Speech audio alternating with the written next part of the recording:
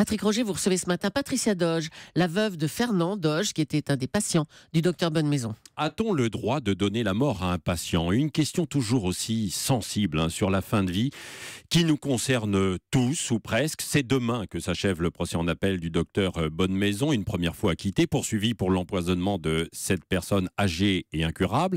Bonjour Patricia Doge. Bonjour. C'est vous qui aviez demandé au docteur Bonnemaison d'abréger les souffrances de votre mari, que vous saviez condamné par cancer et leucémie. Pourquoi assistez-vous à toutes les audiences? Pour soutenir l'ancien urgentiste de l'hôpital de Bayonne? D'abord, je n'étais pas toute seule à vouloir abréger les souffrances de mon mari. Il y avait les enfants de Fernand qui étaient là. Moi, c'était dans le regard, c'était dans les attitudes, et je lui ai demandé d'abréger les souffrances, mais pas de cette façon-là. Je lui ai dit, s'il vous plaît, arrêtez ces souffrances, je vous en prie, ça peut pas durer comme ça. Mais bon, c'est parce qu'il y a eu beaucoup de choses avant qui ont été très difficiles à vivre, parce que l'agonie, si on ne le vit pas, si on ne le voit pas, c'est difficile à comprendre. Et je pense que par mes paroles, j'espère que les gens vont comprendre que ça peut arriver à tout le monde et que c'est vraiment très difficile à vivre et même intolérable. Donc voilà. Et c'était une vraie discussion, un véritable échange à l'époque avec le docteur Bonnemaison, ou ce n'est pas lui qui vous l'avait aussi suggéré ? Auparavant, j'avais déjà vu deux médecins. Donc le médecin à la maison, quand il s'est vidé, comme j'ai dit si bien, avec des mots crus de ses tripes, ça peut être que ce mot-là qui peut être employé. Un premier médecin, donc qui est son médecin généraliste, est assis à la cuisine chez moi pendant que Fernand agonisait encore, et il m'a dit, voilà, votre mari est en train de mourir. Oui. Bon, c'est difficile à entendre. Mais vous en aviez parlé avec votre mari, avec Fernand, justement, oui, de la fin de vie, oui. Oui. Et que vous disait-il, lui ?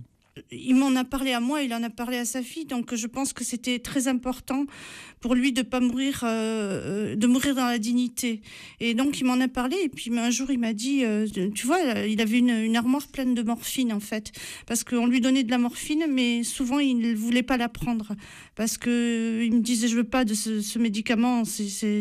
Et là il était conscient, parfaitement conscient, et il souffrait, oui, bien sûr. Oui. Si vous voulez, il avait un myélome. Un myélome, c'est une maladie de la moelle osseuse. Et donc ça touche les os, ça fait des douleurs vraiment pas très supportables et même insupportables. Et donc il s'en est sorti une première fois parce que il a fait une greffe de moelle osseuse, une autogreffe. Et cette autogreffe, je peux vous assurer que il faut vouloir se battre pour s'en sortir. Ce qui était son cas, quoi. Donc bien sûr. Lui, il se battait, mais on se battait tous les deux. Parce que je peux vous dire que dans une famille, nous on était deux entre autres, quand on s'aime, on se bat à deux.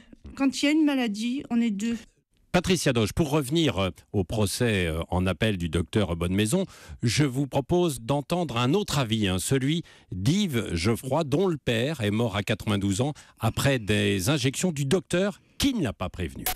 Il a attendu qu'on tourne le talon pour rentrer dans la chambre. On s'est absenté une demi-heure et il a eu le temps de faire 2 injections à 12h30. Il ne vivait plus, donc il m'a privé de mes droits.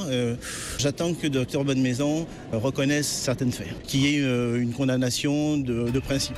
Oui, voilà, Patricia Doge, vous venez d'entendre Yves Geoffroy. Êtes-vous d'accord avec ce reproche quand même adressé aux médecins ? On ne peut prendre seul la décision de donner la mort. Alors là, vous ne me voyez pas parce que c'est la radio, ça me fait doucement sourire.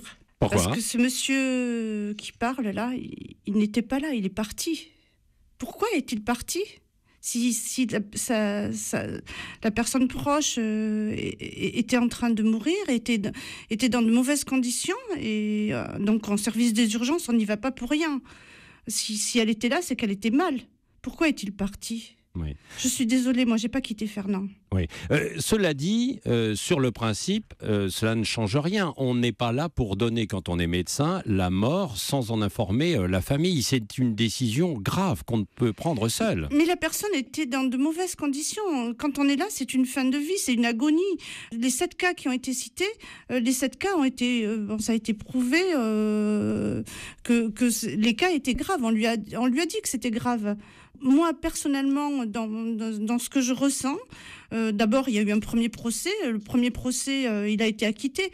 Je pense que si on a acquitté le docteur Bonnemaison, je dis toujours docteur parce qu'il est toujours docteur, si on l'a acquitté, c'est que vraiment il y a eu quand même des échanges, il y a eu des jurés. Les jurés palois ne sont pas des ignares. Pourquoi on vient jusqu'à Angers vous le défendez évidemment toujours. Qu'attendez-vous du verdict demain, justement, Patricia Doge? Qu'il soit acquitté, c'est pas un assassin.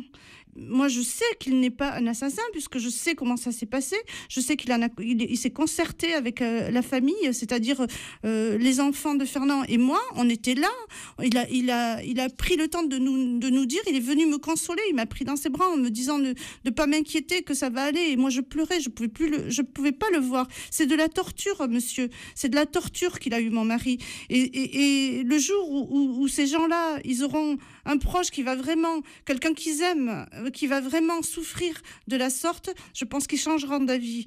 Et un jour, ils comprendront. Mais ce jour-là, je ne sais pas quand il arrivera, mais je voudrais que les gens comprennent que la fin de vie, c'est pas toujours facile. Voilà. Merci Patricia Doge d'avoir répondu à nos questions en duplex des locaux de la radio RCF à Angers. Merci.